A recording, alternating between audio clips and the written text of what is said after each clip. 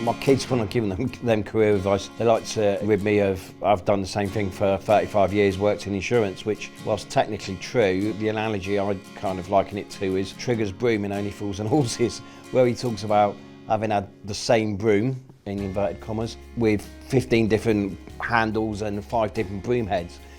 I think my career's like that in that I have worked in insurance for 35 years, but in an organisation that's had 5, 6 different ownerships and Lord knows how many roles. Change is one of those things that's inevitable. I think we all deal with it in different ways. It's scary. The thought of the unknown is something that, you know, does unsettle people, but it can give great opportunities. I know when I first started, I'd been in insurance about a year, and this is pertinent with what the organisation's been through in the last 12 months. I was at risk of redundancy when within a year was starting back in the late 80s. But out of that's the reason I ended up in claims, and it was the best move I ever made. My story is fairly straightforward, I think, outside of work. 55, 2 kids, one of them's just coming up to 20, one of them's 15. So coming to the back end of those teenage years, and that's a change in itself. At 20s were spent partying, going out, drinking, doing things that I probably shouldn't have done at some times. Settled down in my 30s, met my wife, raised 2 great kids. That's not without its challenges, as anyone who's got kids will know. And now as they're starting to kind of be very independent, is a shift again. It's a whole life's change again when they're less dependent on you. When I first started in insurance, the company was Frizzell's, very old school, very family orientated, very different workplace where you couldn't get up from your desk without your jacket on, let alone not wearing a tie, to sort of American ownership, fairly laid back ownership, through to the genesis of the LV brand and becoming, you know, the green heart everywhere, which then obviously attracted Allianz, and that again brings a different change, different culture, a different way of looking at things, probably I would say a sharper commercial focus, and all the time that is that constant adaptation to those different cultures. A few years ago I got involved with the Age Inclusion Network, and full disclosure, I was probably one of the people that was sceptical about diversity inclusion groups, but I've got to say I haven't been involved in it. It's been a real eye-opener in terms of you really do get to understand the value of differences and different backgrounds.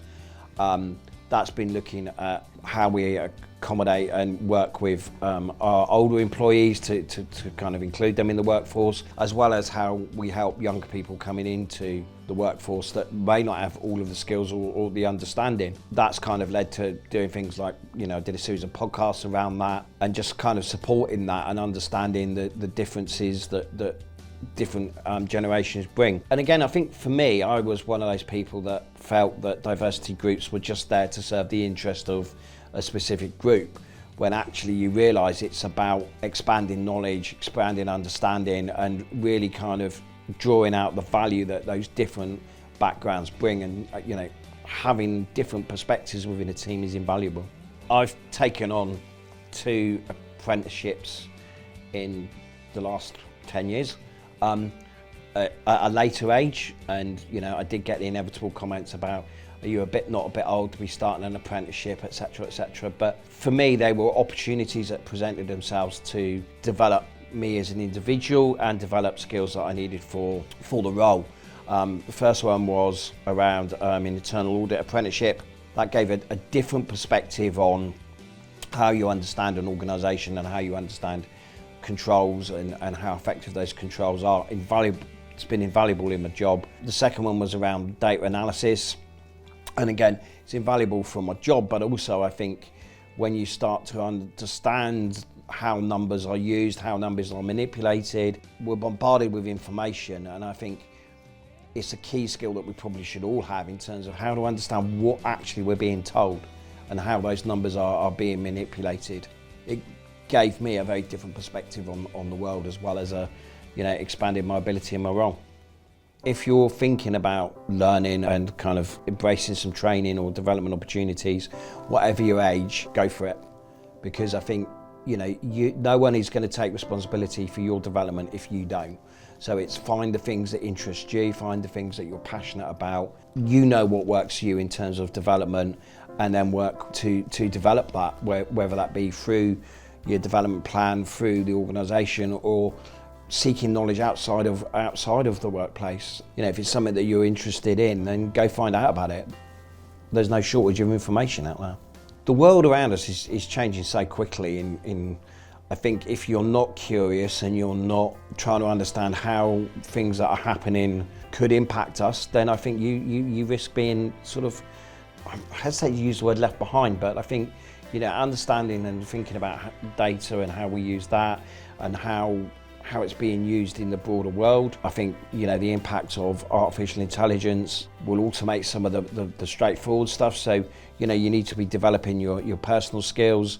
You know, I spent quite a lot of time working on my emotional intelligence, and that's certainly been something that's been, you know, of great benefit, because I think those are the type of skills that a machine can't do. Going back to change, I think it is inevitable. It has to happen. Certainly the way the world changes, you have to have change, and without change you're going to fall behind as an organisation. So, but it's no less scary or impactful at an individual level. It's not always easy to see that it's an opportunity, but I think there are opportunities, and it's about identifying what you can impact and, you know, looking at how you impact the bits that you can control.